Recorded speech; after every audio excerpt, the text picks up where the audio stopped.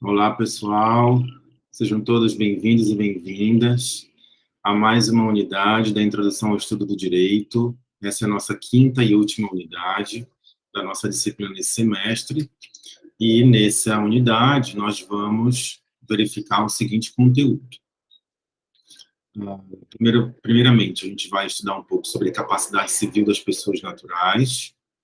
Em seguida, a gente vai ver as espécies de capacidade civil. Em seguida, também a gente vai ver o conceito de pessoa jurídica, tá? No tópico 4, a gente vai ver a teoria dos contratos, e no tópico 5 e último, a gente vai ver os princípios contratuais. Essa unidade é a unidade relativa ao direito privado. A gente estudou na quarta unidade as noções básicas de direito público, e agora a gente vai estudar as noções básicas de direito privado, e a lei principal que nós vamos estudar nessa aula é o Código Civil. Tá? Eu vou trazer aqui alguns artigos do Código Civil para vocês depois darem uma lida com calma. É só colocar no Google Código Civil de 2002, tá? Que é o atual código, e aí vocês vão ter acesso à lei para vocês lerem alguns artigos que a gente vai mencionar na aula de hoje, ok?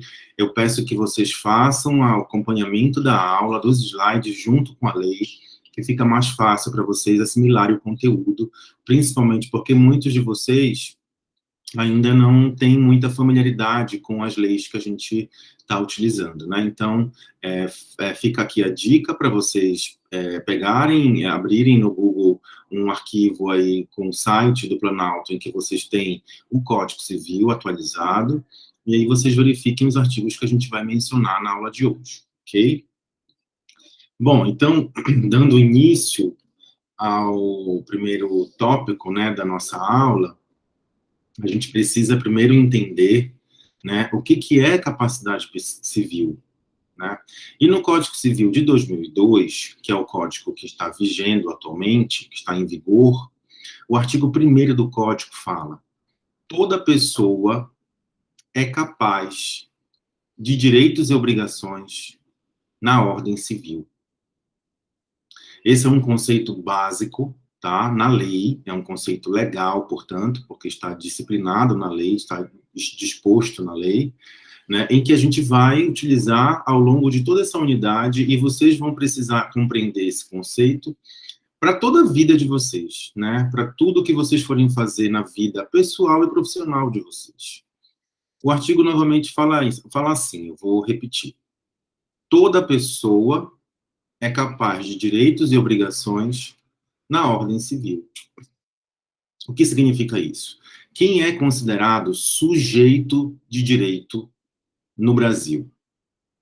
Sujeito de direito são as pessoas que são capazes de contrair direitos e obrigações na esfera civil. Quem são essas pessoas? A gente tem duas espécies de pessoas que são sujeitos de direito no Brasil: as pessoas naturais ou físicas, né, que somos nós, seres humanos, e as pessoas jurídicas. Sim, nós vamos tratar aqui das pessoas jurídicas, dar um conceito e diferenciar as pessoas físicas das pessoas jurídicas. Ok?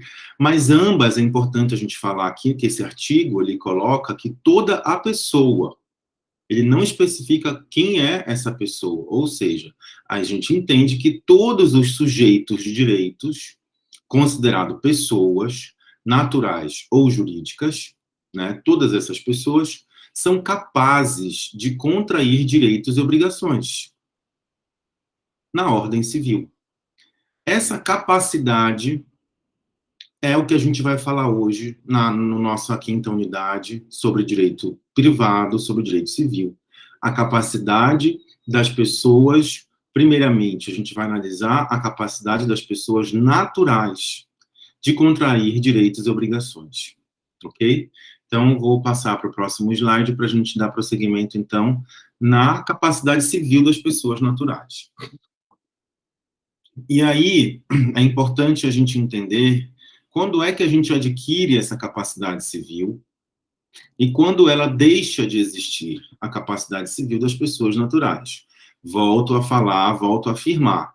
A gente vai analisar primeiro a capacidade civil das pessoas naturais, ou pessoas físicas, que somos nós, seres humanos, tá? O artigo 2º, qual é o conceito de capacidade? Né? Isso a gente precisa entender. É o poder para exercitar direitos e contrair obrigações.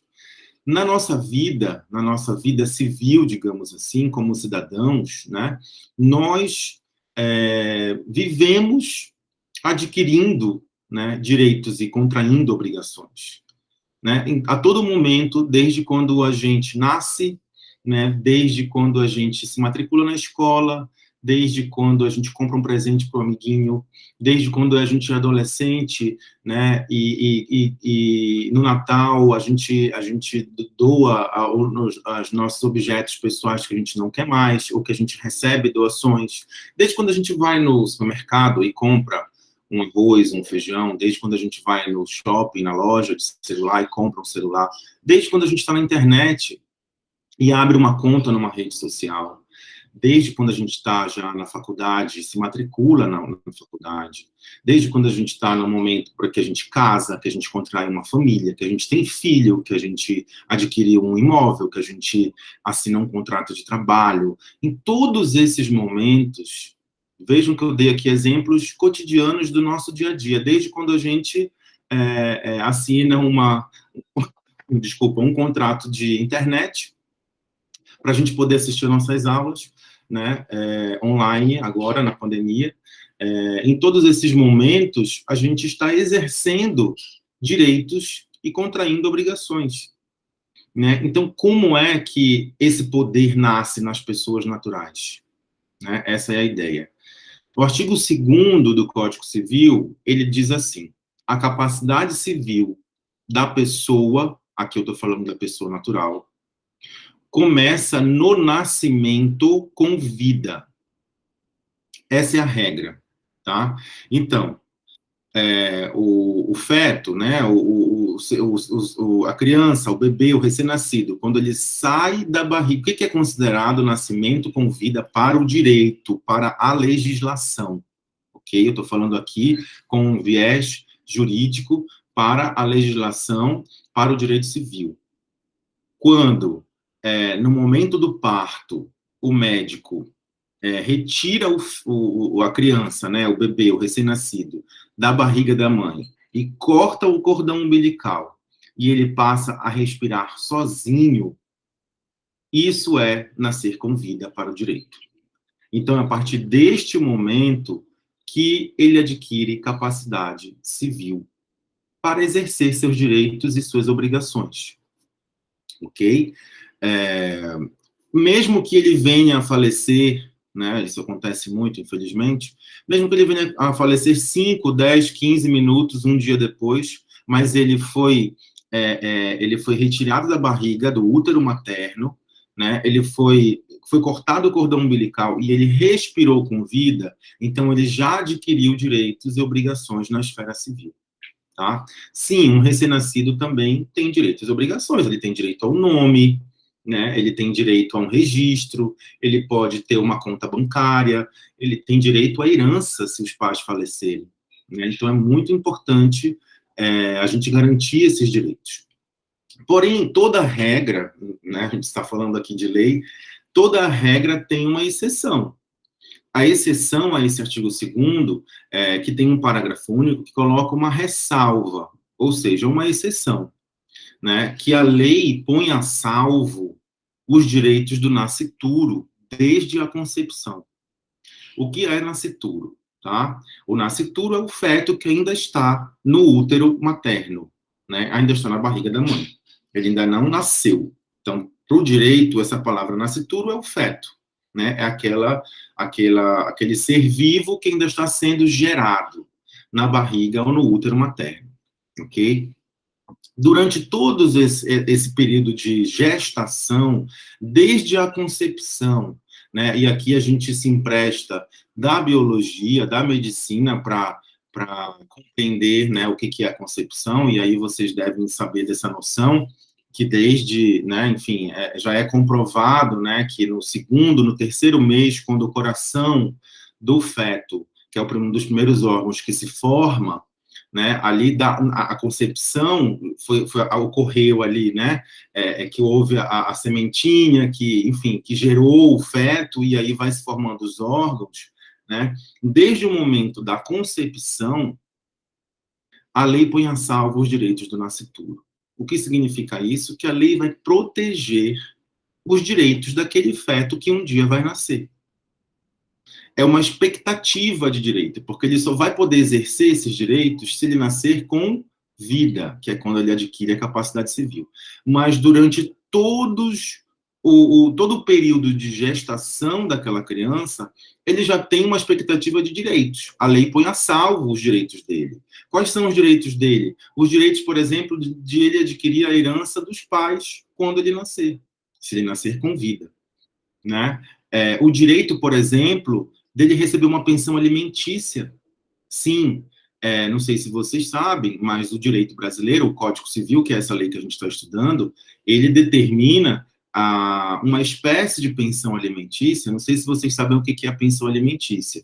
É quando, justamente, os pais se separam, né, e ou o pai ou a mãe, paga a pensão para o filho, para ele se sustentar, né, porque os dois têm o dever de subsistência do filho, o dever de sustentar a criança, né, até a sua maioridade. Porém, tem uma espécie de pensão alimentícia que ocorre durante a gravidez, porque isso é muito comum na nossa sociedade, né, duas pessoas, um homem e uma mulher, se encontram, começam a namorar, engravidam sem querer, muitas vezes acontece isso, mas não casam, e não assumem a relação, e cada um vai seguir a sua vida, mas ali eles têm um elo em comum, uma obrigação em comum, que é sustentar aquela criança. E muitas vezes o que acontece? Durante a gestação, o pai some, principalmente porque ele não quer assumir a criança. Infelizmente, vivemos numa sociedade brasileira que mais de 60% das famílias, né, e das crianças crescem sem o pai, sem a figura materna, né, que não assume o filho, que não assume a sua família, né, e abandona literalmente, né, o seu filho e sobra para a mãe. Então, para proteger, inclusive, esse período gestacional, o Código Civil determina uma pensão alimentícia que a mãe vai ter que entrar na justiça, né, para que aquele pai da criança, do filho dela, né, arque com a pensão durante a gravidez, porque durante a gravidez você tem custos também. A criança não nasceu, mas você tem custos com exames, com parto, que é caríssimo, né, com pré-natal, com alimentação, com gastos que você não tinha antes de engravidar, né? Então, a lei, ela protege até esse tipo de pensão alimentícia, que quem vai, obviamente, exercer o gasto desse valor é a mãe, mas ela está grávida e ela vai gastar em prol do filho para ter uma boa gestação, de qualidade, etc. Né? É claro que quando os pais estão casados, isso não tem necessidade, porque ali há uma divisão, né, de financeira entre os gastos do casal. Mas quando os pais não estão casados ou não estão juntos, aí a mãe que está grávida, né, a mulher que está grávida, ela pode acionar a justiça para obrigar que aquele pai da criança possa assumir a sua obrigação perante a criança, que ele é o pai, né? Quando uma mulher engravida, quando o pai engravida, quando o casal engravida, junto, que a gente fala, né, eles têm obrigação perante aquela criança. A lei impõe uma obrigação, né? E a criança tem um direito perante aqueles pais. A lei dá um direito da criança exercer a filiação, né? Ela vai ter direito ao nome daquela família, ela vai ter direito à herança daquelas pessoas, né? E os pais, por outro lado, vão ter a obrigação de cuidar, né? Gerar, gestar e, obviamente, educar até a maioridade. Então, essa ressalva significa dizer que a lei está protegendo os direitos do nascituro desde a sua concepção. Ok? Isso é muito importante. Mas ele só vai poder exercer esse direito quando e se ele nascer com vida. Ok? Bom, isso é como como se nasce, né, na verdade, é o início da capacidade civil das pessoas naturais. O término da capacidade civil das pessoas naturais é com a morte, né? Quando o médico atesta no atestado de óbito que aquela pessoa morreu, a partir daquele momento, ele vai até atestar a hora. Tem lá, não sei se vocês já viram um atestado de óbito, tem a causa da morte, todos os dados daquela pessoa e, principalmente, a hora da morte, que a partir dali ele perdeu a capacidade de contrair direitos e obrigações na esfera civil. Ok? Então, o término da capacidade civil das pessoas naturais é com a morte. Bom, e as espécies de capacidade civil, portanto, quando a pessoa adquire a capacidade civil com o nascimento, com vida, tá? Vamos partir dessa premissa. Quais são as espécies de capacidade civil que existem, tá? A primeira delas é a absolutamente incapaz. A pessoa natural absolutamente incapaz está disposta no artigo 3º do Código Civil de 2002. São os menores de 16 anos. Todos os menores, então, nasceu com vida, o recém-nascido, até os 16 anos, né, ele é absolutamente incapaz para contrair direitos e obrigações na esfera civil, ok? Mas eu vou explicar isso. Até porque ele é absolutamente incapaz de exercer sozinho os seus direitos e as suas obrigações. Ele vai precisar de alguém que vá exercer por ele, ok?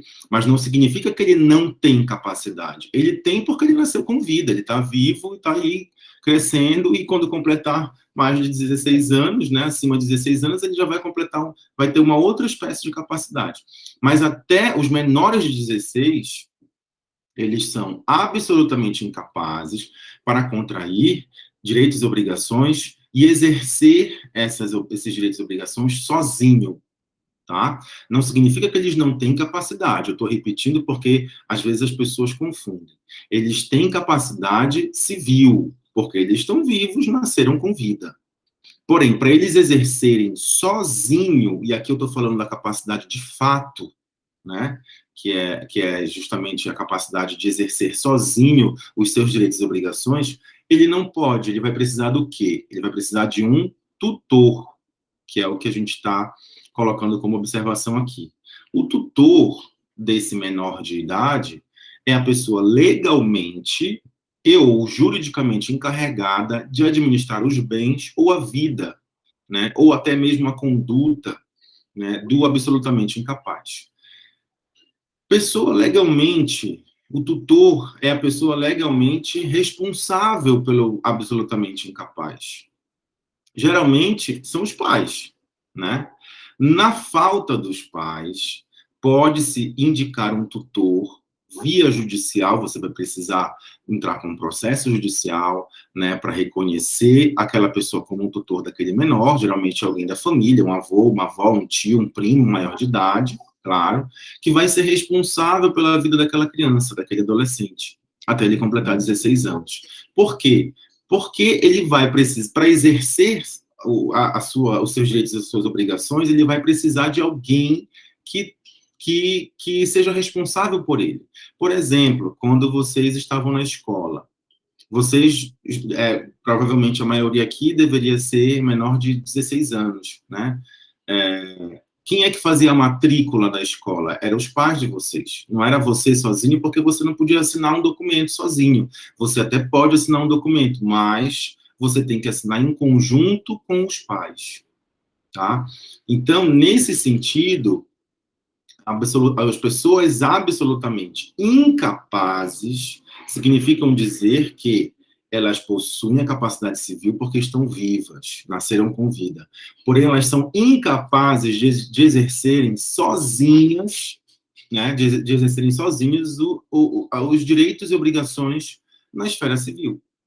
É isso que a gente está colocando aqui, seria a capacidade de fato, aquela de exercer as suas obrigações e seus direitos. Né, são os menores de 16 anos que devem ser tutelados. Aqui a tutela é um cuidado, né? A palavra tutela, ela simboliza cuidado, responsabilidade, é o responsável, que geralmente são os pais daquela criança. E aqui eu coloquei uma foto justamente que simboliza isso, né? A criança, a menina, ela deve ter o quê? Entre 3 e 5 anos, é uma absolutamente incapaz, mas não significa que ela não tem direito à herança se o pai ou a mãe dela morrer enquanto ela for criança. É claro que ela tem, mas ela vai precisar de um tutor para administrar esses bens. Ela sozinha não pode, porque ela é absolutamente incapaz, né, de exercer sozinha os seus direitos e suas obrigações. Ok? A segunda espécie de capacidade civil é dos relativamente incapazes. Tá? E aqui é relativo, a incapacidade ela é relativa, vai depender de algumas circunstâncias. Isso está no artigo 4º do Código Civil de 2002. Tá? Quem são os relativamente incapazes? Maiores de 16 anos e menores de 18 anos. Eles estão ali naquela fase de transição entre o absolutamente incapaz e o absolutamente capaz, que é a terceira espécie, tá? De incapacidade civil. O relativamente incapaz, a incapacidade ela é provisória, tá? Ela é provisória porque ela é, justamente por ela ser relativa, ela depende de algumas situações. Ela pode findar, ela pode acabar essa incapacidade, que é a tendência natural, né, de você completar 18 anos e ser plenamente capaz. Ok? Então, relativamente incapazes são aqueles entre maiores de 16 e menores de 18, né? Por exemplo, quando um adolescente de 16, 17 anos vai abrir uma conta bancária, ou vai, por exemplo, ser dependente do cartão de crédito, ou ele vai comprar um celular por conta própria, ou ele vai assinar um contrato por conta própria. Ele pode, mas ele vai ter que também, em conjunto, né, algumas ações ele vai poder realizar sozinho, outras ele vai ter que realizar em conjunto ainda com os pais ou responsável. Ok? Outra classe de pessoas, né, outro grupo de pessoas, melhor dizendo, que são relativamente incapazes, são os ébrios habituais e os viciados em tóxicos. Tá? A lei determina que os alcoólatras, veja bem, gente, não é aquele cara que vai, final de semana, toma sua cervejinha, fica bacana e volta para casa, dorme e fica de ressaca. Isso não é ébrio habitual, ok? Isso é até saudável a gente fazer de vez em quando. Os ébrios habituais são aqueles atestados pelo médico, que é o responsável, né, porque o alcoolismo é uma doença, que são dependentes para realizar suas atividades, eles dependem do álcool. Esses são os ébrios habituais, os considerados alcoólatras, que frequentam o AA, os alcoólicos anônimos, que possuem realmente um desvio, até mesmo de conduta, né, e tudo por conta da doença. A mesma coisa acontece com os viciados em tóxicos, né, os que são viciados de uma forma geral. Eles podem ser declarados relativamente incapazes, porque eles estão sob o efeito, né, químico de uma droga que pode tirar a capacidade deles de, por exemplo, discernir se eles estão assinando ou não um contrato correto, se eles estão fazendo a coisa certa ou não, se eles estão realizando uma coisa de boa fé ou não, né? Então, isso deve ser declarado pela justiça, e aqui não precisa ser menor de 18 anos, não, principalmente, né? Aqui são maiores de idade, até porque menores de 18 não podem ingerir bebida alcoólica, nem utilizar nenhum tipo de entorpecente, ninguém pode, na verdade, né?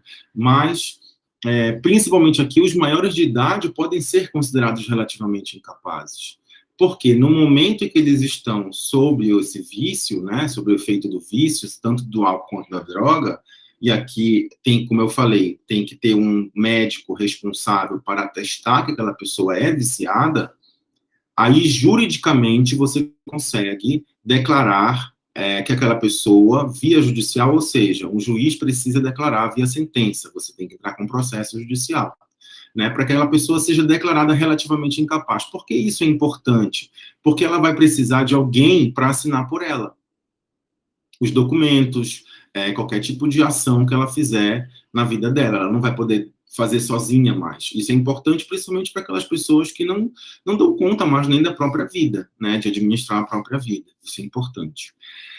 Outro grupo de pessoas que são consideradas relativamente incapazes são aqueles que, por causa transitória ou permanente, não puderem exprimir sua vontade.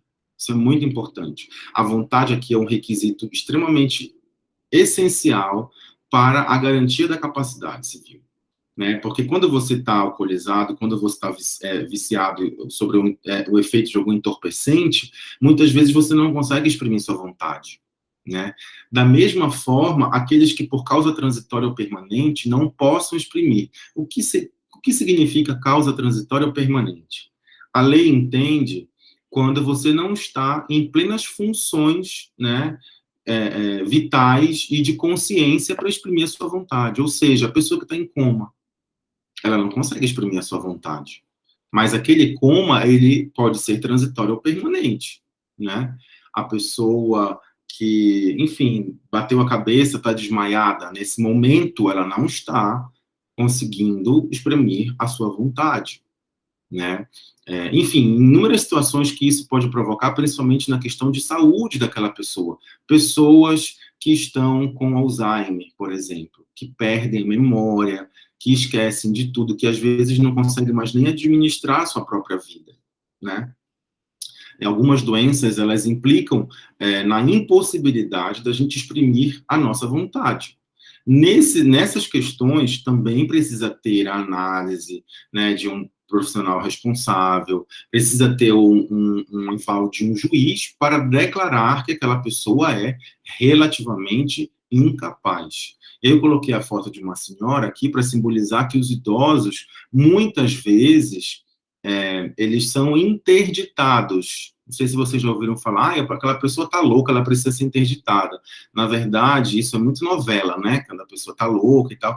Na verdade, ela não está louca, ela está sobre um efeito, ela pode até estar sobre um efeito de algum problema mental também, que ela não consegue exprimir a sua vontade. E aí, como é que você vai gerir a vida daquela pessoa, pagar as contas dela, pagar as contas da casa dela, dar conta de tudo, né, da vida dela? Ela não vai mais poder assinar nada. Como é que você vai poder assinar por ela? Se você conseguir na justiça, e aí tem vários requisitos para isso, tem que ser parente, etc., ascendente ou descendente, né, para que você consiga um processo de interdição para declarar que aquela pessoa é relativamente incapaz. E aí nominar alguém, né, que seja o responsável, ou seja, o curador, porque o tutor, ele é aquele responsável pelos menores de idade, ou seja, os pais. O curador é a curatela que a gente chama, né? O curador é aquele responsável pelos maiores de idade que não conseguem exprimir a sua vontade. Quando você não consegue exprimir a sua vontade, você não consegue sozinho contrair os direitos e obrigações. Assinar um contrato, por exemplo. Você não tem consciência do que está escrito ali. Você não sabe, você não compreende o que está escrito ali, né? Então, nesse sentido, você não pode assinar um contrato quando você está em coma, por exemplo. Você não sabe o que está assinando.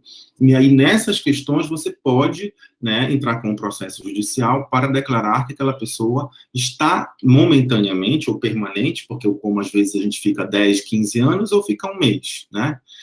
Que aquela pessoa está relativamente incapaz, naquele período, de exercer sozinha os seus direitos e obrigações. Ok?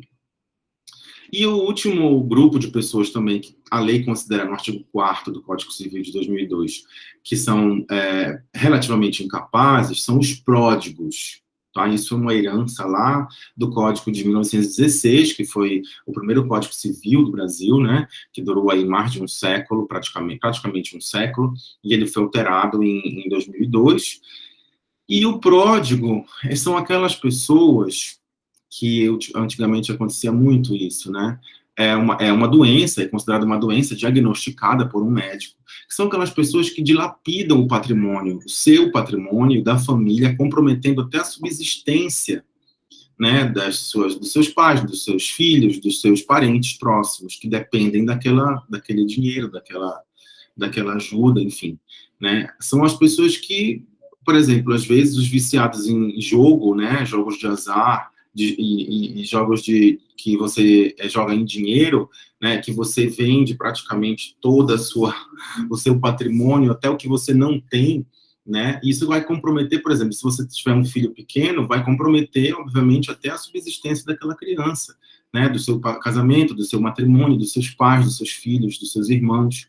E aí, nesse sentido, você pode também, tem que ser atestado por um profissional médico, né, que aquela pessoa não está em condições, né, conscientes da sua vontade, ele não consegue exprimir a sua vontade, ele está prejudicando a família, né, e aí, nesse sentido, você pode declarar a incapacidade relativa daquela pessoa, ok? Mas isso pode ser também transitório, não é sempre permanente, pode ser transitório. Se a pessoa ela sai do coma e consegue exprimir sua vontade, se a pessoa se cura do alcoolismo ou se cura, né, sai do vício, ela também pode vir a ter novamente a recobrar a sua capacidade plena, ok?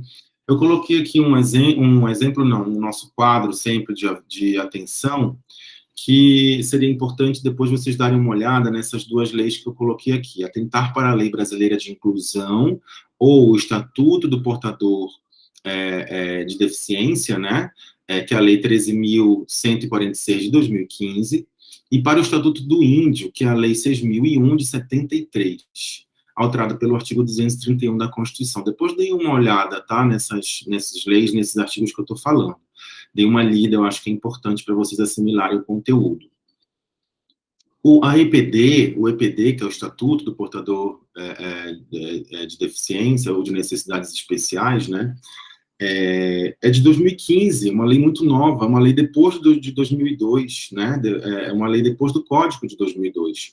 Então, até 2015, como é que a lei entendia? O Código entendia? O Código entendia que essas pessoas portadoras de necessidades especiais, elas poderiam ser consideradas relativamente incapazes, a depender da deficiência, né, da necessidade especial que ela porta. E aí, de 2015, a lei de 2015 retirou essa condição de relativamente incapaz. Isso era até subjugar a capacidade daquela pessoa. Quer dizer, um portador de deficiência, um cadeirante, pode ser considerado relativamente incapaz se ele está em plenas funções vitais para exercer a sua vontade, contrair direitos e obrigações. Então, isso gerava uma grande discussão, né, na comunidade, na sociedade, de uma forma geral, que era um preconceito que vinha com um certo preconceito à legislação. Existem muitas leis preconceituosas e injustas no nosso país, infelizmente, porque quem faz as leis são homens, e muitas vezes esses homens injustos, corruptos, misóginos, homofóbicos, racistas, né? A gente já falou sobre isso. Então, essa lei de 2015, ela foi aprovada para beneficiar a capacidade das pessoas portadoras de necessidades especiais. E aí teria que analisar caso a caso, agora que o Estatuto diz. Todas as pessoas portadoras de necessidades especiais, elas possuem capacidade para adquirir direitos e obrigações. E, caso a caso, deve ser analisado se ela possui a capacidade de fato para exercer sozinha. Por exemplo, uma pessoa que tem um problema mental, um problema de saúde mental. Em muitas situações, ela não consegue exprimir a sua vontade. E aí ela, sim, pode ser considerada relativamente incapaz. Mas existem várias pessoas com várias síndromes mentais, por exemplo, que conseguem até estudar, trabalhar e viver sua vida normalmente, né? Então, justamente esse estatuto ele é importante porque ele veio retirar esse estigma que essas pessoas carregavam ao longo dos anos e dos séculos, né, que eram pessoas inválidas, e que, na verdade, não são. Né? Na verdade, em muitas situações, elas não têm a oportunidade, né, para exercer os seus direitos e obrigações de forma sozinha. É claro que elas precisam ser atestadas por um profissional da medicina, um médico, que vai dizer realmente se ela tem condição de exprimir a sua vontade, ok? A mesma coisa o Estatuto do Índio, que é uma lei que foi criada em 1973, em plena ditadura militar, então já é uma lei que vem carregada aí de preconceitos, né, em que o índio era aquele ser silvícola, que não era nem considerado ser humano, era um silvícola, um ser da floresta, né, um selvagem, que só atirava de arco e flecha para matar o homem branco. né? É óbvio que a gente sabe que isso, que bom que já mudou, principalmente a partir da Constituição de 88, que trouxe essa alteração no artigo 231 da Constituição, em que também a lei entendia, no passado, que os índios, eles eram relativamente incapazes. Eles não poderiam contrair direitos e obrigações porque eles eram índios. Imagina que preconceito, né? Que é um certo racismo, né? Até com esses grupos de pessoas.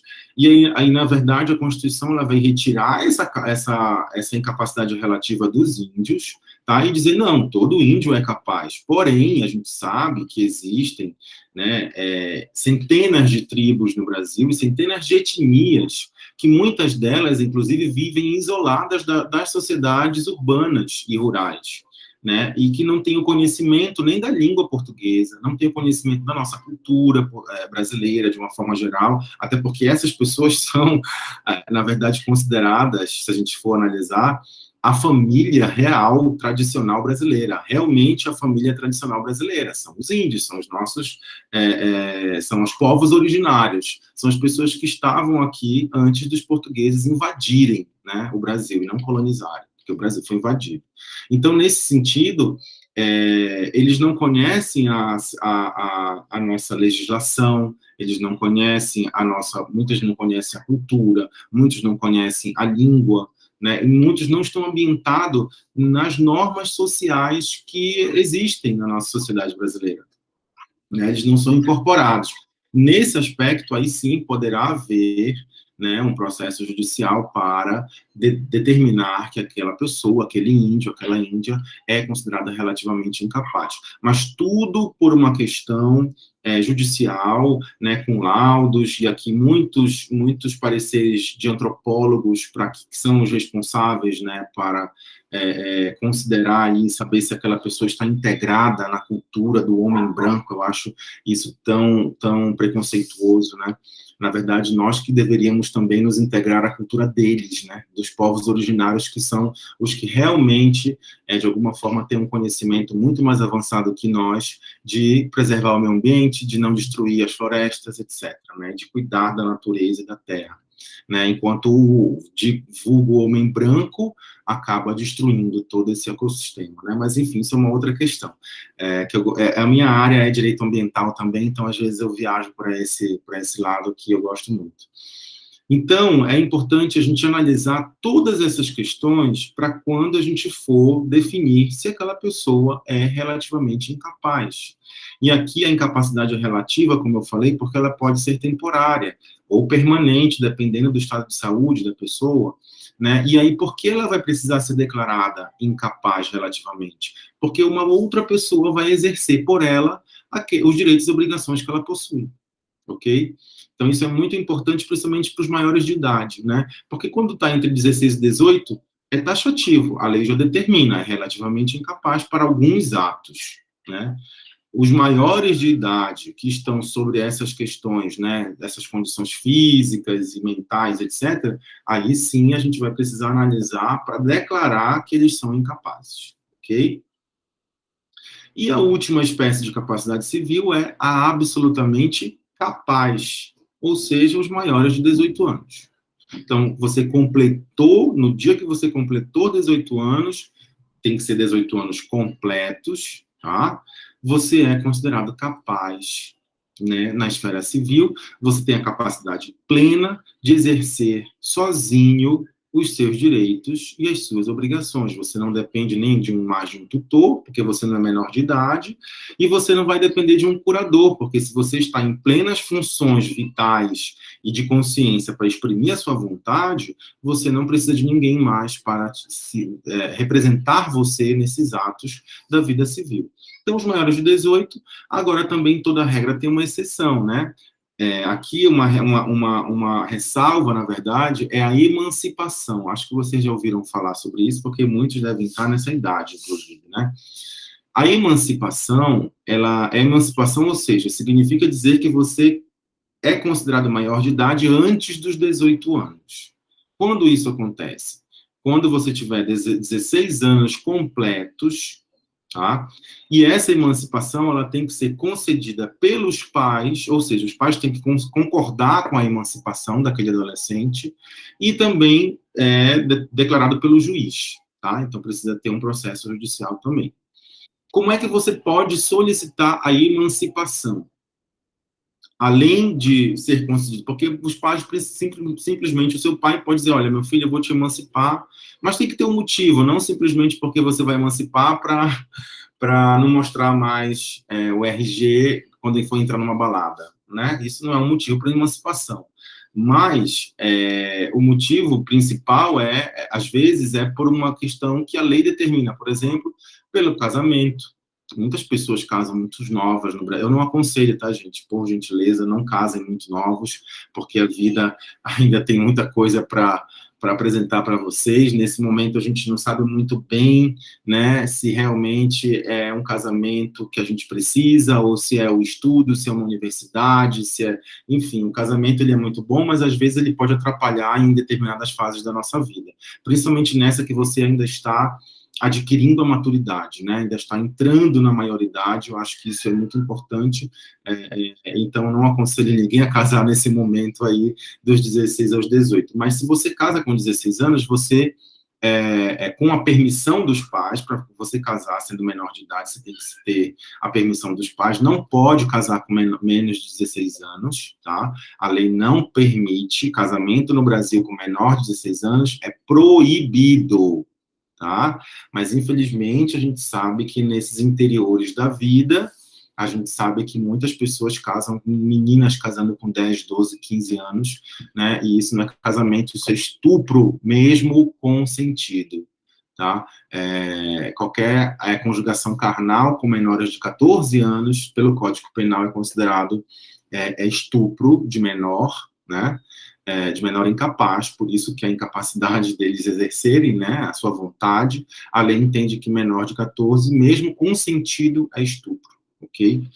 Então, a emancipação, ela pode ocorrer pelo casamento, a partir dos 16 anos, porque menos de 16, menor de 16 não pode casar. Mas essa emancipação, ela tem que ter a permissão dos pais, como eu coloquei aqui. Além disso, a emancipação ela pode ocorrer pelo exercício do emprego público efetivo. Agora, quem é que vai passar num concurso público com 16 anos? A não ser que seja aquele concurso para nível médio, né, que uma pessoa completou 16 anos, passa no concurso público, e aí tem um emprego público, ela pode solicitar a emancipação. Além disso, pela colação de grau em curso superior. Aqui a pessoa tem que ser uma superdotada, né? Um cara tem que ser superdotado para passar no vestibular com 14, terminar o curso superior com 17, né? Para ele conseguir uma emancipação, solicitar uma emancipação. E pelo estabelecimento civil ou comercial próprios. Isso é o que mais é comum, porque quando o filho ou a filha completa 16 anos, o pai geralmente quer abrir uma empresa ou já tem uma empresa e precisa ter alguém de sócio, né? Para você ser sócio de uma empresa aos 16 anos, você precisa se emancipar. E aí aqui é concedida pelos pais para que você seja o sócio do seu pai e da sua mãe em uma determinada empresa, no empreendimento, no negócio, enfim. Isso é o mais comum, isso acontece, isso é permitido, ok? Mas também você tem que ver se realmente vale a pena todo esse desgaste, entrar na justiça, um processo judicial, contratar advogado, porque se você vai se emancipar aos 16, com 18 você já é realmente maior de idade, e aí você não vai precisar de nenhum processo de emancipação. Mas a lei permite, nesse período aí de tempo, entre 16 e 18 anos, ok? E agora vamos falar da pessoa jurídica, né? Lembram do primeiro slide que a gente falou que toda pessoa é capaz de direitos e obrigações na ordem civil? A gente está falando aqui de pessoas jurídica, né, agora, mas a gente também está falando de pessoa física, natural, porque pessoa do artigo 1º são todas, são os sujeitos de direito, né, seja sujeito de direito pessoa natural ou física, que a gente acabou de falar, das capacidades, seja sujeito de direito, pessoa jurídica. O que é a pessoa jurídica? Aqui eu coloquei um conceito. Entidade constituída de pessoas e ou bens com direitos e obrigações próprios. Que entidade é essa? né? A gente sabe que as relações sociais, comerciais, financeiras e bancárias se intensificaram desde o início do século XX até hoje, né? No século XIX a gente nem fala muito porque os bancos começaram a surgir no século XIX nesse sistema de instituições financeiras, né? E por conta disso, as ações, as atividades humanas se complexificaram, ficaram mais complexas, né? Antes a gente dizia que a gente guardava o dinheiro debaixo do colchão, ainda tem gente que faz isso. Hoje a gente guarda o dinheiro numa conta corrente, faz um Pix, né? Baixa um aplicativo tal para comprar não sei o quê. Olha como as coisas mudaram, né? Então, por conta disso, houve a necessidade da sociedade também criar novos modelos de pessoas, e aqui a gente está falando da pessoa jurídica, para dar conta dessas atividades, para que as pessoas naturais ou físicas pudessem exercer as suas atividades, as suas ações cotidianas, né? E essas pessoas jurídicas são distintas das pessoas físicas, tá? São sujeitos de direito porque possuem direitos e obrigações próprios, tá? São entidades constituídas de pessoas, podem ser pessoas físicas, ou um grupo de pessoas jurídicas, um grupo de empresas, por exemplo, que se unem para formar uma terceira pessoa jurídica, uma terceira empresa, né? Ou também podem ser uma reunião de bens, em que a gente vai determinar que aquela reunião de bens é, por exemplo, uma fundação. Eu já estou colocando aqui algumas espécies de pessoas jurídicas, né? E aí a gente vai estudar agora, especificamente, as pessoas jurídicas de direito privado, porque é a unidade que a gente está estudando no artigo 44 do Código Civil, tá? Essas pessoas jurídicas, elas possuem direitos e obrigações próprios, distintos das pessoas físicas, elas possuem patrimônio e responsabilidade civil pelos seus atos, por isso que são sujeitos de direitos. Elas podem adquirir direitos e obrigações sozinhas, né? Mesmo não sendo uma pessoa física, porque o direito também entende que a pessoa jurídica é uma espécie de pessoa, e, portanto, ela é um sujeito de direito, ela pode adquirir direitos e obrigações, ela tem patrimônio e ela pode ser responsabilizada caso ela cometa um ato ilícito, tá? Quais são as espécies de pessoas jurídicas existentes na nossa legislação? O Código Civil coloca. Existem as pessoas jurídicas de direito público externo, que é o direito público externo, é o direito internacional. Então, a comunidade internacional, ela é formada, né, principalmente por países, né, que são os estados, nação, que a gente chama os países, os blocos econômicos e organismos internacionais, por exemplo.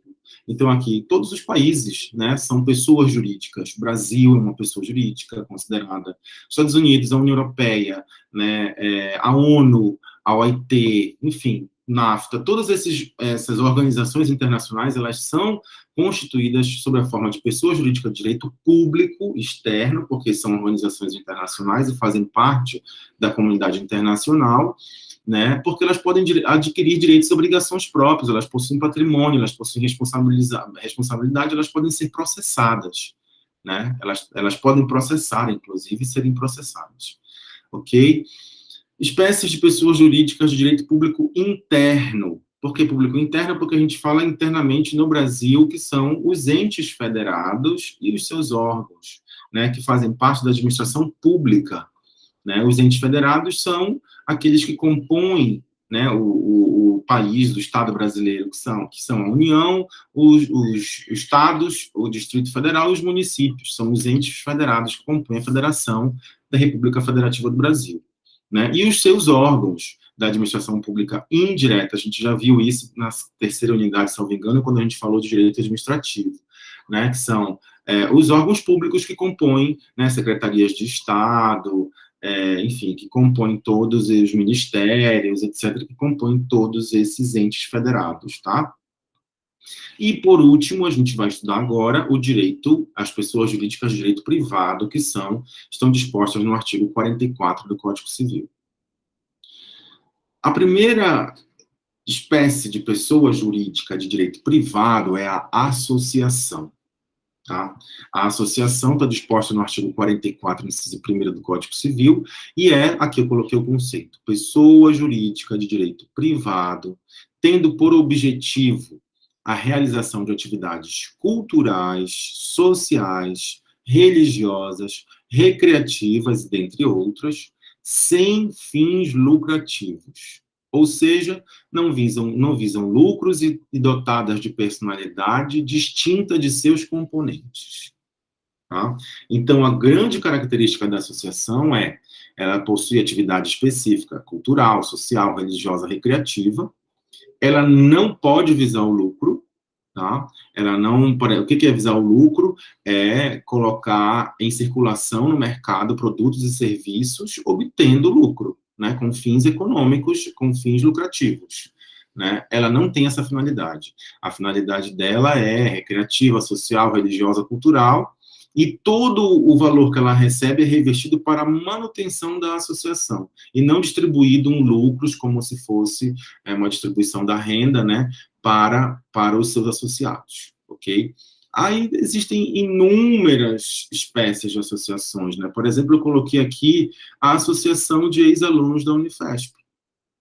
Existe uma associação de ex-alunos da Unifesp, né, que se reúnem com um fim específico, que aqui é educacional, cultural, social, digamos assim, né, para promover eventos, para promover uma interlocução, para promover uma rede de apoio, de associação, né, em que esses alunos estarão realizando atividades em prol do ensino, em prol da pesquisa, em prol da educação, em prol da cultura, em prol da sociedade de uma forma geral, até mesmo recreativa, por que não?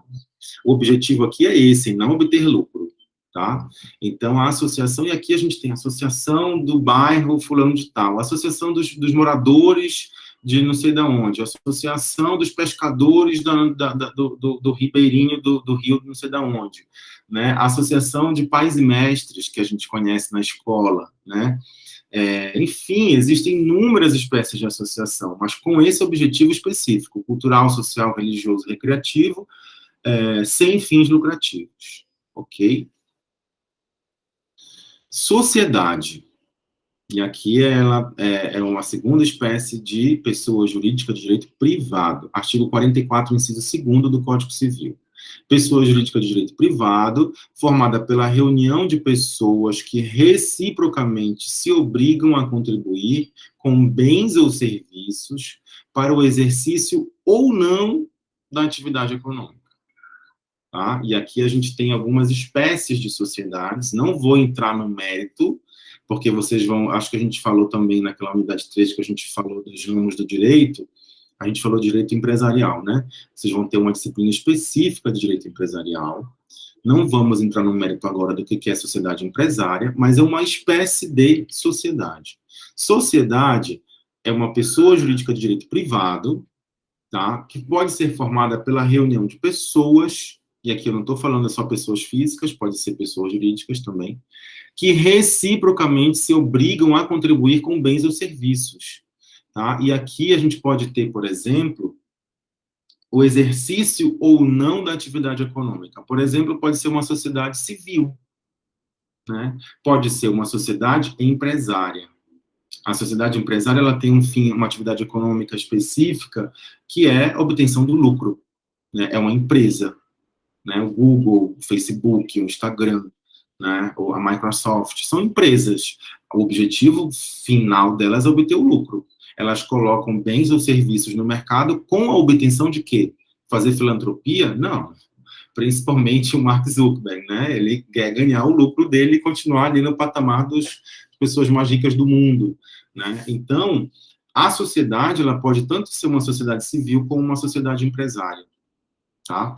A sociedade civil, por exemplo, ela presta serviços sem obtenção de lucro. Por exemplo, eu coloquei aqui a IPEM Júnior. Não sei se vocês conhecem a IPEM Júnior. É uma sociedade civil sem fins lucrativos, com o objetivo de prestar consultoria para a comunidade, de uma forma geral, sobre noções empresariais, de empreendedorismo, etc. E tem aí, não sei se vocês conhecem, convido vocês a conhecer a IPEM Júnior, né? Eu sou e já fui também orientador da IPEM Júnior.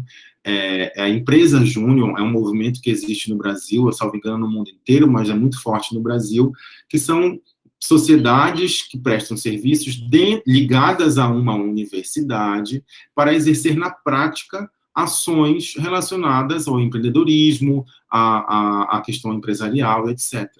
E como a gente, na nossa escola, que é a Escola Paulista, por isso que é IPEM, né? Escola Paulista de Política, Economia e Negócios, a gente tem uma IPEM Júnior dentro, é uma empresa júnior dentro da nossa escola, na Unifesp, no nosso campus em Osasco, né, que está atuando totalmente online durante a pandemia, mas eles têm um escritóriozinho lá no nosso campus, quando vocês tiverem a oportunidade de conhecer, em breve, se Deus quiser, depois dessa pandemia, espero que acabe logo, né, que a gente volte também o presencial.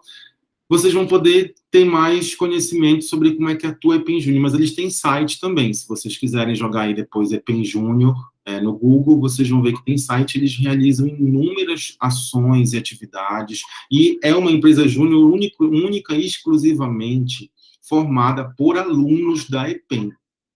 Ok? Todo ano eles têm processo seletivo, vocês podem se cadastrar para participar, se quiserem, para adquirir conhecimento empresarial, conhecimento de consultoria, conhecimento, enfim, é muito legal, porque eles realizam um trabalho muito bacana, inclusive, já aqui querendo vender meu peixe, no meu laboratório, que é o Labs, que eu coordeno, que é o Laboratório de Inovação e Sustentabilidade da Unifesp, nós vamos realizar um evento, acho que em novembro, a gente vai divulgar isso, eu vou com certeza mandar para vocês.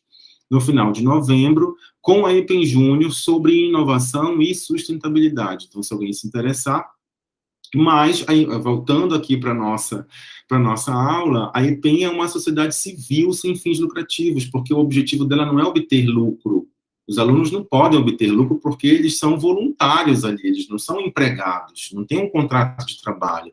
Eles funcionam ali como se fosse um programa de extensão, né, em que a EPEN realiza atividades para a comunidade de uma forma geral, só que ela cobra por esses serviços. Por quê? Ela cobra para que esse dinheiro seja revertido para a própria empresa, para a EPEN Júnior, se manter, porque você tem gasto, porque você tem registro em cartório, porque você tem que pagar gastos, né, para exercer essas atividades. Mas esses gastos não vão para o bolso dos alunos, esse dinheiro não vai para o bolso dos alunos, mas sim para reverter em prol da própria sociedade, ok? Porque ela é sem fins lucrativos.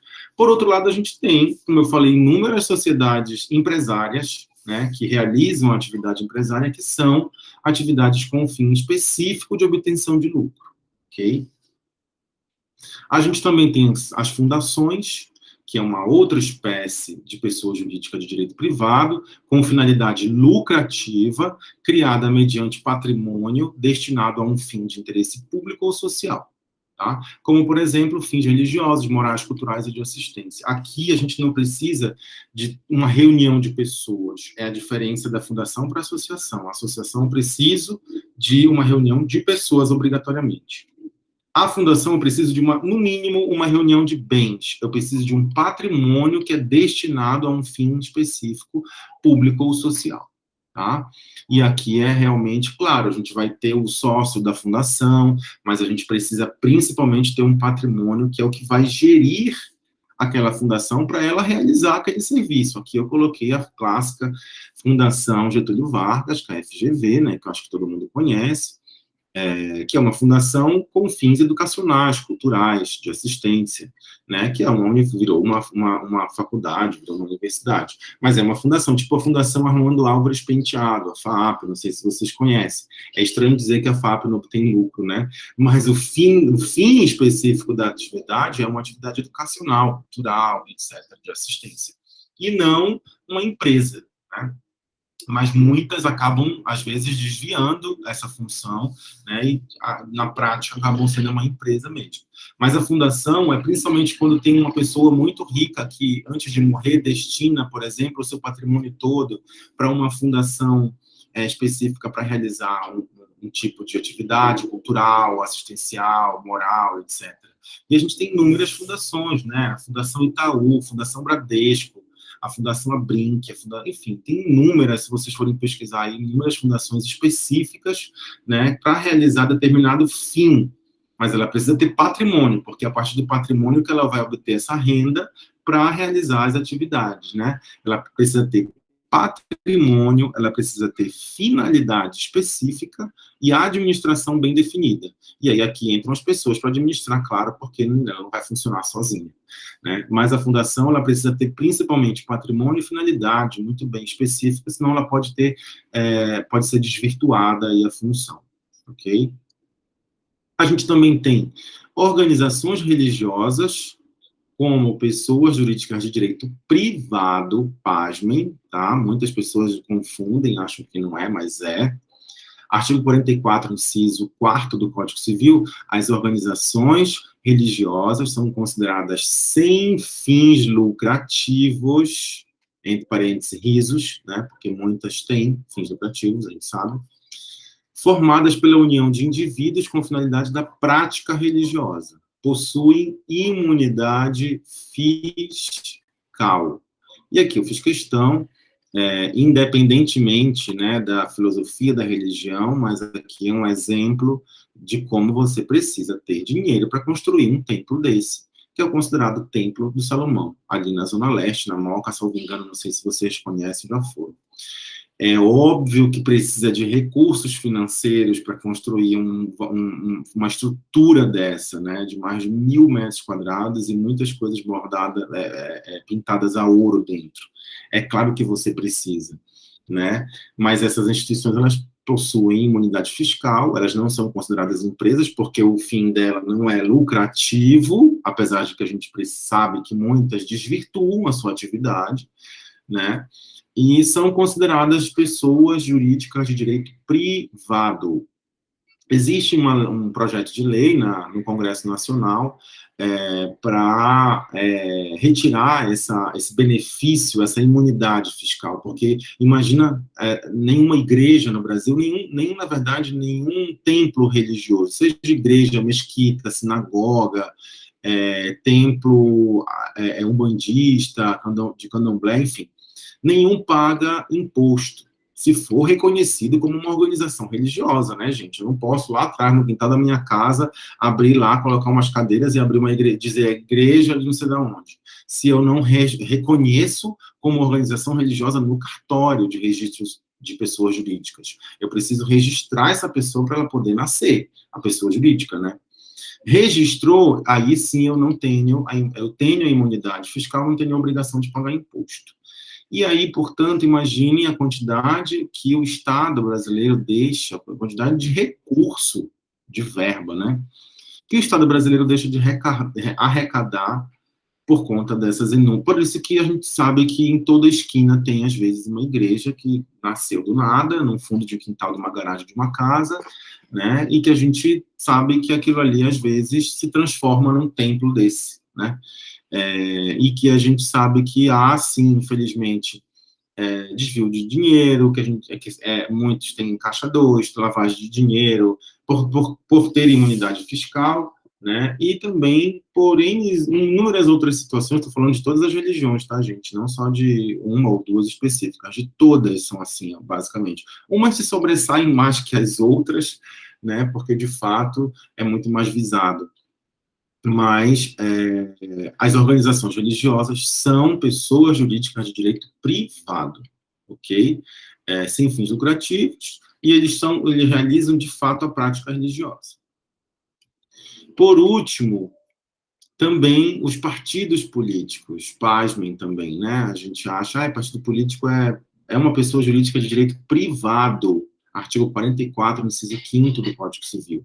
São organizações, e aqui a gente às vezes, né, até acha graça, são organizações sem fins lucrativos que representam convicções políticas formadas pela união de indivíduos com ideias comuns a fim de ocupar o poder político. Tá? Então, a atividade aqui é bem definida. Para eu criar um partido, eu posso criar um partido político, só que eu tenho que registrar ele aonde? No TSE, principalmente, no Tribunal Superior Eleitoral, para que seja considerado um partido político no Brasil. Isso é a forma que ele tem que, né, você tem que apresentar vários documentos, assinaturas de várias pessoas, enfim. O presidente até hoje está sem partido porque ele disse que ia criar um partido político, até agora não criou, porque o que ele foi criar não foi aprovado no TSE, acho que em 2018, 2019, salvo engano. quando ele saiu do último partido em que ele rachou, que foi o PSL. Então, você pode criar um partido. Aqui eu coloquei aqui uma imagem que tem vários partidos. Nós temos aproximadamente hoje no Brasil, acho que mais de 36 partidos políticos, né? Porque somos também uma sociedade pluripartidária, né? O pluralismo político também tem a ver com essa questão. E a gente sabe que, na prática, né, muitos desses partidos políticos, né, recebem, e aí haja vistas essas inúmeras investigações que aconteceram nos últimos anos, né, que sabe que a gente descobriu corrupção, descobriu Caixa 2, inúmeros crimes em vários partidos, não foi num único só, apesar de terem endemonizado só um único partido, né?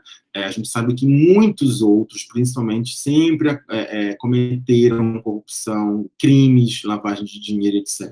Então, infelizmente algo comum na política brasileira, ainda mais agora que a gente está vendo ainda mais, né, crimes e suspeitas de corrupção, né? Mas são partidos que são sem finalidade lucrativa. E a gente sabe que na prática, infelizmente, isso não funciona, né? Mas são de pessoas jurídicas de direito privado, que têm o objetivo principal aí de representar convicções políticas, né? Bom, vamos passar para a segunda parte da aula, então, que vai tratar dos contratos, a teoria geral dos contratos, ok? E eu separei aqui um conceito de Marcelo Gomes Franco, Grillo, que está na nossa bibliografia, inclusive, ok? Bom, esse conceito diz assim, o que são contratos? Tá? Os contratos geram obrigações na medida em que vinculam a vontade do contratante à do contratado, fazendo com que ambos assumam direitos e obrigações recíprocas. Porque a gente viu primeiro os sujeitos de direito, né, as pessoas físicas e jurídicas que a gente acabou de conceituar. Acabamos de definir quem são elas. Porque agora a gente vai estudar como essas pessoas jurídicas, como essas pessoas, os sujeitos de direitos, podem contrair direitos e obrigações, através, principalmente, é a forma mais comum, dos contratos. Né? E aqui a gente está falando de contratos de uma forma bem geral, depois a gente vai especificar alguns deles. Né? Por quê? Para elas adquirirem direitos e obrigações, elas precisam, muitas vezes, aqui eu não estou falando daquela ideia, né, ultrapassada de um contrato no papel com várias cláusulas que a gente assina. Isso ainda existe. Mas, atualmente, existem outras modalidades de contrato que a gente assina diariamente e a gente nem sabe que a gente está assinando. Tá? E eu vou dar exemplo para vocês. Então, os contratos, eles geram obrigações. Se eu já sei quem é que pode adquirir direitos e obrigações, agora eu tenho que saber como é que ela vai adquirir. Né? Muitas delas é através dos contratos. Por isso que a gente está estudando os contratos, e vai ser importante também para vocês terem noção quando estudarem direito empresarial, quando vocês estudarem legislação atuária, quando vocês estudarem seguro, porque o seguro é uma espécie de um contrato.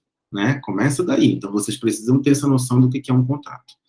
Os contratos geram obrigações na medida em que vinculam a vontade do contratante, e aqui para você, já estou até dando para vocês algumas características.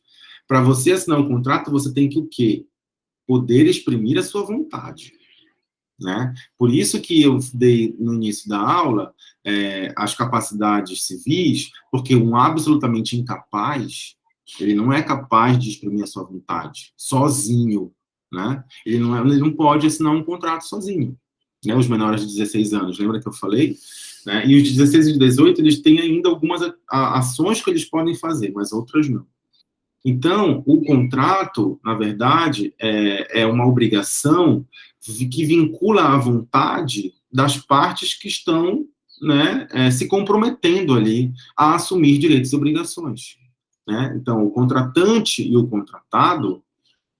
contratante geralmente é aquele, né, que exerce a atividade de contratar alguém para realizar um serviço, prestar alguma coisa, enfim, ou um ato de contratual, por exemplo, de compra e venda, né, eles assumem direitos e obrigações recíprocos, né? Por exemplo, num contrato de compra e venda, quem é o comprador, né?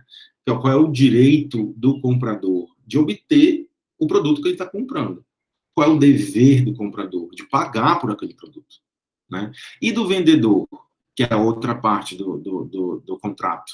O vendedor, ele tem o direito de vender aquele produto, mas ele também, quer dizer, ele tem o direito, né, ele tem o direito de receber por aquele produto, né? O vendedor tem o direito de receber pelo produto e também tem a obrigação de dar o produto quando ele recebeu o valor que ele está pedindo. Então, vejam que são direitos e obrigações recíprocos, uma depende da outra, né? E aí a gente vai agora estudar um pouco das características dos contratos. Conceito de contratos, está aqui no artigo 421 e seguintes do Código Civil, se vocês forem ler lá, o contrato é um acordo de vontades capaz de adquirir, modificar e extinguir relações jurídicas, tá? Qualquer relação jurídica, por exemplo, é qualquer ato, a gente já estudou isso, lembra lá de fatos jurídicos, lá da primeira unidade, né? Todo ato, o fato jurídico, todo fato humano que importa para o direito, que vai trazer consequências jurídicas. Por exemplo, um casamento. O casamento traz consequências jurídicas. Um divórcio traz consequências jurídicas, né? Quando a mulher engravida traz consequências jurídicas, né? Você adquire, por exemplo, a obrigação de cuidar daquela criança. Quando você assina um contrato com uma empresa para trabalhar para aquela empresa e ser um empregado daquela empresa, você adquire o direito de receber um salário, né? E você tem a obrigação de prestar mão de obra para aquele trabalho.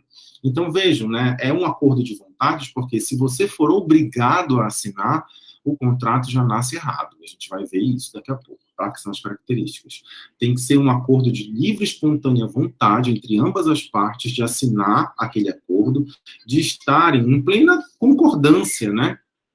Com aquelas cláusulas, né? Porque aquilo pode adquirir, modificar ou extinguir relações jurídicas, ok? O contrato é a fonte principal da obrigação. Né? A obrigação a teoria das obrigações também, para quem estuda direito, para quem faz faculdade de direito, é uma das espécies, né? Dos tipos de direito civil que a gente estuda dentro da disciplina de direito civil, dentro do Código Civil, tem lá a teoria das obrigações e dos contratos, porque o contrato, ele nasce de uma obrigação, né? Sem a obrigação não há contrato. Então, é a fonte principal da obrigação. O contrato faz lei entre as partes, que é uma máxima, né? Uma expressão latina, em latim, que a gente utiliza, que é o pacta sunt servanda. Quem estuda direito sabe muito bem, isso é bem comum da gente ouvir, né? E ler nos livros jurídicos de direito civil, é que, traduzindo pacta sunt servanda, o contrato faz lei entre as partes. E aquilo que está estipulado entre aquelas duas pessoas deve obrigatoriamente ser cumprido. Caso não seja, obviamente, vai gerar responsabilidade para quem não cumpriu com o contrato, né? Porque quando você não cumpre com uma obrigação, o que acontece? Você pode ser responsável por aquele descumprimento, ok? O que é a obrigação? E aqui eu coloquei um conceito de obrigação. A obrigação é a relação jurídica entre duas ou mais pessoas em que um tem o direito de exigir da outra uma prestação econômica certa, positiva ou negativa, uma obrigação de dar, fazer ou não fazer alguma coisa de ordem econômica ou moral. Bom, como eu falei para vocês, existe um livro inteiro dentro do Código Civil da teoria das obrigações. Não vou aprofundar isso aqui, mas eu só trouxe esse conceito para que vocês compreendam que a todo o contrato está atrelado a uma obrigação. E essa obrigação existem inúmeras formas e espécies de obrigação. A obrigação de dar uma coisa certa, a obrigação de fazer alguma coisa, né? A obrigação de não fazer alguma coisa, né? Que possa ser de ordem econômica ou moral, que tem a ver com questão patrimonial ou com uma conduta do ser humano, né? Uma conduta de uma pessoa, né? Então, isso é obrigação, é uma relação jurídica entre duas ou mais pessoas, né, que cria em que a pessoa pode adquirir, modificar ou extinguir, né, direitos e obrigações. Então, isso é muito importante a gente compreender. E aqui eu coloquei uma imagem, acho que vocês já devem ter visto isso diariamente, eu acho que a gente clica nesse buraquinho, nesse quadradinho aqui azul. Eu li e concordo com estes termos e condições. E aí, quando a gente clica em aceitar, a gente está assinando um contrato digital. Toda e qualquer site que a gente clica nesse quadradinho e assume que leu e concorda com os termos e condições, é um contrato que a gente está assinando. Então, vejam como isso a gente diariamente adquire, né, direitos e obrigações na ordem civil, a gente assina contratos, a gente nem sabe o que a gente está assinando. Né? Quantos de vocês leram os contratos desses sites todos que vocês já passaram e já tiveram que concordar com os termos e condições? Quando você cria uma conta em qualquer rede social, quando você cria um e-mail, você coloca lá, eu li e concordo com esses termos e condições. Quando você compra uma passagem, né, aérea, de ônibus, enfim, quando você compra qualquer coisa na internet, não precisa nem comprar. Quando você está baixando um aplicativo, né? Quando você está baixando um software, quando você está fazendo qualquer coisa hoje, até aqueles cookies que a gente entra no site, esse site realiza mensagens de spam e cookie, aceite aqui, quando a gente aperta em aceitar, a gente está assinando um contrato. Né? E a gente está assumindo direitos e obrigações e a gente nem sabe que está. Então, eu só quis colocar aqui que, atualmente, hoje em dia, a gente assina diariamente contratos sem saber até mesmo quais são esses termos, essas condições, que são as condições do contrato. Né? A gente está assumindo uma obrigação perante a empresa do site, perante a empresa que gerencia ou é a dona do aplicativo ou da rede social, e etc. Né? Isso cada vez mais comum. E aqui eu fiz questão de trazer um exemplo de contrato, né, muito comum atualmente, chamado contrato de namoro. Sim, pasmem, né, mas atualmente a sociedade vem avançando tanto e as pessoas estão querendo se resguardar, principalmente aqui proteger o seu patrimônio, elas acabam assinando um contrato de namoro.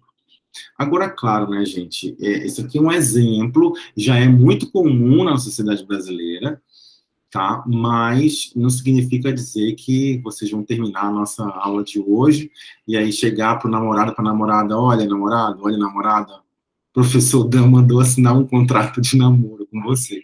Não estou mandando ninguém, lembrem-se sempre disso, ninguém é obrigado a nada, tá? E se você tiver vontade e a outra pessoa também tiver vontade, vocês podem assinar um contrato de namoro sem problema nenhum.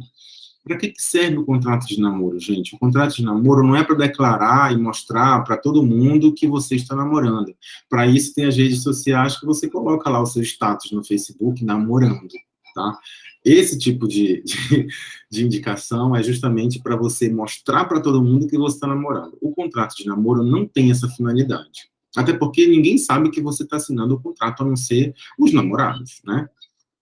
A finalidade aqui é para que o namoro não constitua família. Porque não sei se vocês sabem que a gente tem algumas modalidades de constituição de família na nossa sociedade, como o casamento, por exemplo, e como me fugiu agora o termo,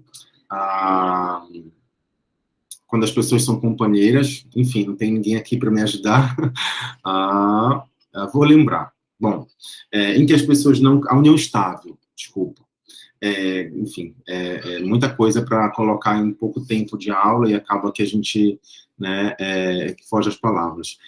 A união estável é uma forma equiparada ao casamento, já foi equiparado, né, pela legislação, que você não casa oficialmente, como está disposto no Código Civil, né, com todo o ritual disposto no Código Civil, não é um ato solene, mas, principalmente, ela é declarada pelas pessoas que estão vivendo com a Constituição, com a vontade de constituir família, né, mas que você não precisa, por exemplo, para declarar união estável, estar vivendo na mesma casa, dormindo na mesma cama, dividindo as escovas de dente, tá? Para ser declarado união estável, você pode, cada um estar morando na sua casa, né? Você não precisa constituir aquela coisa padronizada de família, você não precisa ter filho, você não precisa estar namorando há 3 ou 4 anos em conjunto, basta que você seja uma relação pública e notória, que a sociedade conheça vocês, que os teus amigos, as tuas famílias conheçam você, né, e saibam que ali tem uma relação com finalidade de constituição de família, tá? Mas volto a dizer, existem muitas uniões estáveis que os companheiros não estão vivendo sobre o mesmo teto, e isso não é característica para definir o que é família, gente, pelo amor de Deus, né? Existem inúmeros casais que só faltam se matar vivendo no mesmo teto, isso para mim não é família. Agora, existem inúmeros casais que se amam e são super felizes, cada um vivendo na sua casa. Entendeu? O que define a família não é viver no mesmo teto. O que define família são laços de afetividade, laços afetivos de amor, de respeito, de consideração, de admiração, e com um propósito de você vislumbrar algo no futuro. Seja um filho, seja um cachorro, seja um animalzinho de estimação, ou seja ninguém, desde que você constitua com alguém, né? A nossa legislação só permite pessoas, homem e mulher, né, pela Constituição, e depois do STF, relações homoafetivas já podem ser declaradas como casamento. Antigamente era união estável, homoafetiva, agora já podem casar, pessoas homossexuais podem casar também. Né? Mas essa modalidade de família, ela tem sido muito questionada atualmente, principalmente com base nesses avanços retrógrados e conservadores que estão surgindo na nossa sociedade, seja na política, seja no comportamento social, desde os últimos anos para cá, né, para combater realmente essas modalidades padronizadas do que é a tradicional família brasileira. Né? Enfim, eu estou colocando tudo isso para dizer para vocês que a união estável, ela pode sim vir de um namoro. E a união estável, quando ela é declarada, ela importa em todas as consequências que um casamento tem. Por exemplo, inclusive, quando há a dissolução dessa união estável, que você tem que separar os bens daqueles parceiros, daquele casal, que eles não são casados, eles estão unidos em união estável. E aí isso implica em herança, isso implica em pensão alimentícia, isso implica em inúmeras situações. Então, o contrato de namoro, voltando, né, ele serve para excluir qualquer tipo de possibilidade daqueles namorados se constituírem e se unirem como constituição de família. Ou seja, ele serve para excluir a união estável. É claro, gente, ninguém é obrigado a assinar nada, como eu já falei. Ninguém é obrigado a fazer contrato de namoro, né, saindo daqui da nossa aula. Mas é importante porque existe, e muitas pessoas já fazem isso, para se prevenir de qualquer situação de efeito no patrimônio daqueles namorados, né? Porque o que acontece? Como não tem mais prazo para a gente declarar união estável, antigamente era viver num relacionamento duradouro de no mínimo 3 anos, hoje em dia não tem mais prazo para declarar união estável. Eu posso declarar união estável com 6 meses de namoro, por exemplo. Eu posso começar 3 meses, 6 meses, 1 ano de namoro, eu posso declarar união estável. Né? E declarando a união estável, como eu falei, vai implicar em todos os efeitos como se fosse um casamento. E o que acontece? Muitas pessoas se utilizam de má fé, infelizmente, principalmente quando a gente sabe quando termina aquele namoro, né? Ou o namorado ou a namorada, ou os namorados, enfim, os dois, acabam com dor de cotovelo, né, ficam muito abaladas emocionalmente, e a linha entre o amor e o ódio ali é muito, muito pequena, né, em que você está terminando uma relação, e principalmente se houve briga, se houve traição, se houve, né, algum dano emocional, assim, às vezes a pessoa faz de propósito, faz de maldade, ou faz mesmo porque ela se acha no direito, né.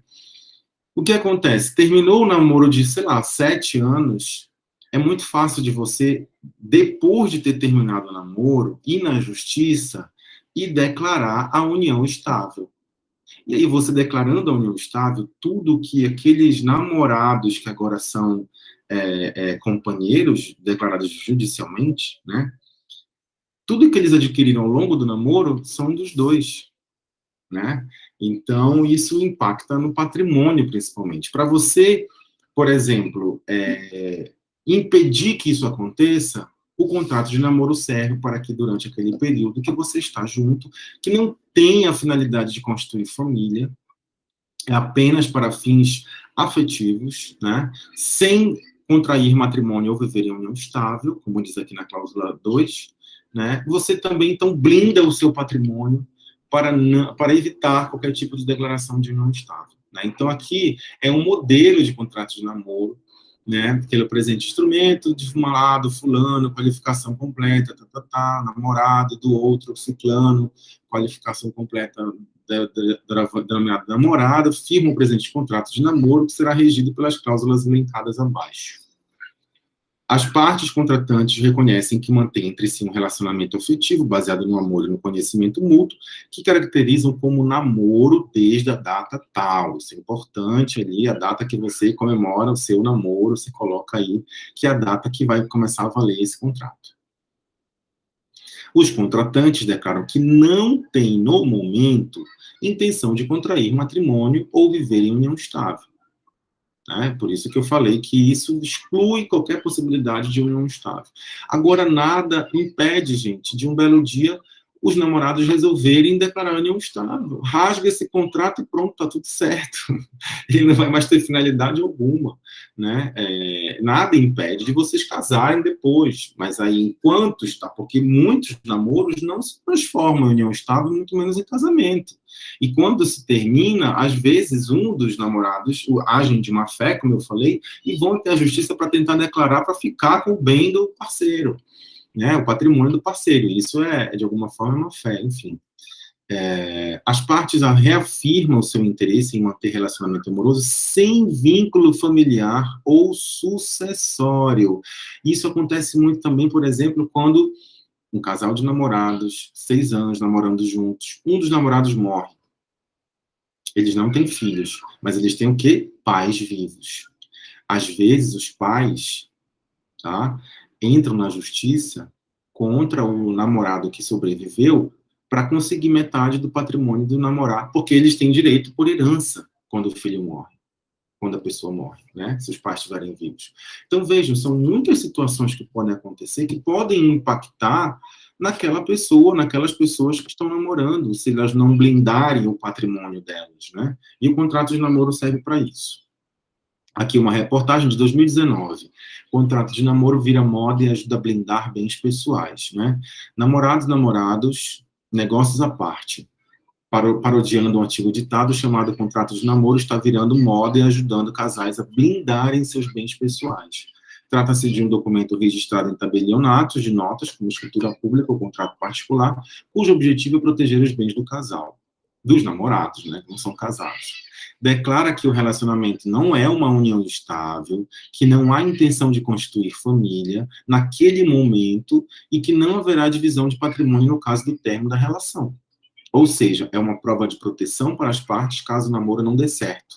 Detalhe Davi Soares da Silva, especialista em planejamento patrimonial e sucessório do Batella, Lasmar e Silva Advogados. Enfim, eu só quis trazer um exemplo aqui. Agora, claro, né, gente, não vão combinar hoje à noite, né, de vocês saírem com o namorado, namorada de vocês, né, pedir para jantar, né, faz um jantar em casa, porque a gente já está em pandemia e tal. E aí, do nada, você tira do bolso, né, o contrato impresso pede namorado, namorada, assina aqui o nosso contrato de namoro. Não é para fazer isso, né?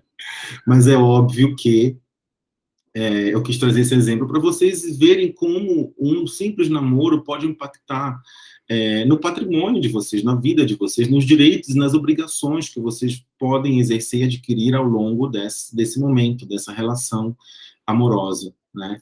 E principalmente podendo se transformar, depois do término, em algo negativo ou positivo, dependendo do ponto de vista, né?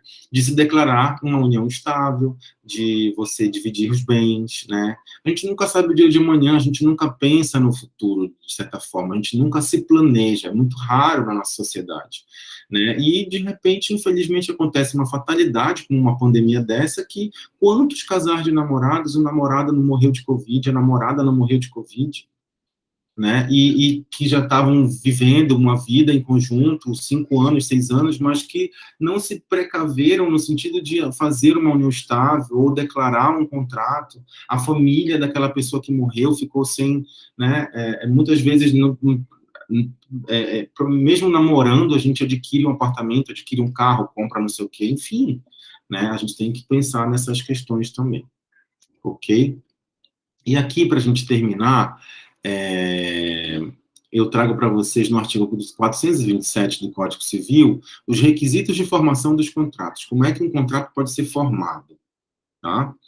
E existem várias espécies de contratos. Primeiramente, a gente precisa ter os aspectos, os requisitos subjetivos da formação do contrato, que estão nessa primeira coluna em branco aqui. Quais são os aspectos subjetivos? Que tenha 2 ou mais pessoas, né? Que elas possuam capacidade civil plena para assinar esse contrato, tá? Se ela não possui capacidade civil, qual é aquela capacidade que eu estou falando? Aquela do nascimento com vida, tá? Porque uma criança pode assinar um contrato, não que ela vá assinar, ela pode ser representada pelo seu tutor, como a gente já falou, tá? Mas pode ser em nome da criança, sem problema nenhum. Capacidade civil e o consentimento das partes sem vício. O que significa isso? Que ela possa exprimir a vontade por conta própria, que ela não seja nem ameaçada, né? Eu não vou colocar um revólver na cabeça da pessoa, assina aqui agora, eu estou obrigando, senão eu vou te matar. Isso é um vício de consentimento, porque a pessoa não está exprimindo por livre e espontânea vontade, né, a vontade de assinar aquele contrato, ok? Os requisitos objetivos têm a ver com o próprio objeto do contrato. Aqui tem a ver com os sujeitos do contrato, né? E as características, as capacidades do sujeito. Aqui tem a ver com o objeto. O objeto do contrato tem que ser lícito. Ou seja, o que é um objeto lícito? É aquele objeto que não é contrário à lei, né? Eu não posso, ainda no Brasil, não é permitido a venda de maconha, por exemplo, né, em cafés, em bares, apesar de que isso acontece muito mesmo na ilegalidade, né, em vários lugares, mas em alguns países é permitido, por exemplo, no Uruguai, na Holanda, nos Estados Unidos, em alguns estados, é permitido o consumo de maconha, por exemplo, em bares, cafés, restaurantes, lanchonetes, até em bancas de revista e jornal. Você consegue comprar, né, um mínimo, como se você vai comprar álcool, bebida aqui no Brasil, né? Você consegue comprar em qualquer lugar, né, e você consegue beber em qualquer lugar, ingerir em qualquer lugar. Menores de 18 não podem, mas a gente sabe que isso também acontece, né? É a mesma coisa aqui no Brasil, a gente não seria lícito eu assinar um contrato de compra e venda, por exemplo, né, adquirindo aí algumas ervas, né? Isso é um objeto ilícito. Também abrir um café que seja um café que vá vender esse tipo de produto também é um objeto ilícito, tá? O objeto, ele tem, desculpa, voltando aqui, o objeto, ele tem que ser possível física ou juridicamente, né? Ou seja, tem que ter a possibilidade física ou jurídica do pedido. O objeto tem que ser determinado ou determinável. Eu não posso, por exemplo, colocar que o objeto desse contrato é a venda de terrenos de metro quadrado no céu, né? Teve até uma vez, não sei se vocês lembram, um programa de televisão, né, que a galera, não sei se era uma novela, não lembro o que era direito, que estavam vendendo né, 1 metro quadrado no céu, para quem morresse já tivesse ali o seu pedacinho no paraíso. Isso é juridicamente impossível, né, a gente assinar um contrato desse, da mesma forma como ainda é impossível a gente começar a comprar lotes na Lua ou em Marte. Ainda é impossível, mas eu não tenho dúvida que daqui a alguns anos, 50, 100 anos, já seja possível, porque o homem já está colonizando o espaço, né? E aí vai começar um mercado imobiliário espacial, digamos assim. Ainda é muito absurdo para a gente, é impossível para a gente, porque não tem regulamentação para isso, né? Mas, futuramente, eu acredito que cada vez mais o turismo espacial já é possível, né? Imaginem você comprar um lote em Marte ou na Lua para você fazer ali um prédio, um parque, alguma coisa do tipo, né? Então, o objeto ele tem que ser possível, ele tem que ser determinado ou ao menos determinável. Por exemplo, eu vou abrir uma empresa, eu quero assinar um contrato, meu contrato social da minha empresa, mas eu preciso dizer qual é a atividade da minha empresa. Eu não posso falar, é uma empresa de vendas. Não, venda o quê? Venda de produtos alimentícios, venda de calçados, é uma empresa de atividade do ramo têxtil, é uma empresa de serviços, é uma empresa de entretenimento. Eu não preciso dizer exatamente o que eu vou fazer, mas pelo menos a atividade eu preciso mencionar. E a economicidade do objeto. O objeto precisa ter valor econômico, tá? E isso é importante porque se o contrato não for cumprido, eu vou responsabilizar aquela pessoa que não cumpriu com o contrato e eu posso pedir uma indenização, inclusive, né? O que eu posso estimar quanto é que é aquele serviço, quanto é que é aquele produto, quanto é que é aquele objeto, né? Possui valor econômico. E, por fim, as características dos contratos. O contrato, ele é inalterável, tá? Ou seja, eu assinei, eu não posso alterar. Eu só vou poder alterar se ambas as partes concordarem. Eu não posso, por mim mesmo, agora não quero mais, não. Eu vou ter que cumprir. Por isso que é importante você ler sempre o que você está assinando, você ter o conhecimento, consultar um advogado, se for algo muito mais complexo, para você saber que você não vai poder alterar. Se você não quiser cumprir com o contrato, você vai ser responsabilizado, porque é uma obrigação. Você assumiu aquela obrigação por livre e espontânea vontade. Ok? Os contratantes ficam ligados ao contrato sobre pena de execução e ou responsabilidade, ou seja, é aquilo, eu assinei, eu tenho o dever de cumprir. Eu estou ligado ali com uma obrigação, né? Se eu não cumpro, eu posso executar o contrato e responsabilizar aquela pessoa que não cumpriu. A gente também tem aqui uma teoria chamada teoria da imprevisão. O que significa isso? Mudança drástica do equilíbrio financeiro de um contrato, por exemplo. Isso aconteceu muito durante a pandemia. Ninguém previu a pandemia, né? Ninguém sabia que ia ser assim, nós fomos pegos de surpresa, de alguma forma, apesar de existirem já inúmeros estudos dizendo que essas pandemias acontecem uma vez em cada século, ou de 50 em 50 anos, enfim. A última nessa proporção foi a gripe espanhola de 1918, agora a Covid-19, etc. Isso impacta em todos os âmbitos da sociedade, vocês muito bem devem estar percebendo, né, porque estamos vivendo na pele até nos relacionamentos, quantas pessoas não se divorciaram e quantas pessoas não casaram na pandemia, né? E impactam também no âmbito econômico da sociedade. Vocês estão vendo a crise econômica que nós estamos vivendo, muitas empresas fechando, né, a balança comercial, o PIB brasileiro, enfim, as pessoas deixaram de consumir menos de um lado e mais de um outro, as empresas não conseguiram prestar os seus serviços e seus produtos, muitas empresas fecharam, muitos estabelecimentos comerciais fechados, né, e isso foi uma mudança drástica no equilíbrio financeiro, né, da nossa sociedade e dos contratos. Vocês imaginam um restaurante que teve que ficar 6 meses fechado, 4 meses fechado, né, não conseguiu se adaptar ao delivery, e tinha ali contratos para pagar com seus fornecedores, com seus empregados, o contrato de aluguel do espaço, de repente, né, e muitos empresários pediram para alterar o contrato, com base na teoria da imprevisão. ou pediram para excluir a sua responsabilidade por não ter conseguido cumprir com o contrato. Não conseguiu pagar um fornecedor no prazo correto, pediu um desconto para pagar, fez um acordo para pagar os direitos trabalhistas dos seus empregados que foram demitidos. Isso pode acontecer porque foi algo imprevisível que a sociedade foi abalada por uma pandemia, por exemplo, né, que ocasionou uma grande crise econômica, uma grande crise financeira, né, enfim, na sociedade. E aí isso pode ser que muitos contratos, por exemplo, foram rescindidos sem o término do contrato e ali havendo um acordo entre as partes de não pagamento de multa, por exemplo, ou de haver um desconto, né? Muitos financiamentos também foram rescindidos, contratos de financiamento de casa, de carro, de imóvel, enfim, foram rescindidos por conta da teoria da imprevisão. Isso aconteceu muito em 2020 e ainda está acontecendo em 2021. Né? Então, a teoria da imprevisão exclui a responsabilidade. Ou seja, eu não vou ser responsável por não ter cumprido com aquele contrato. Mas se o comprador realizou o pagamento, o vendedor deverá devolver o dinheiro.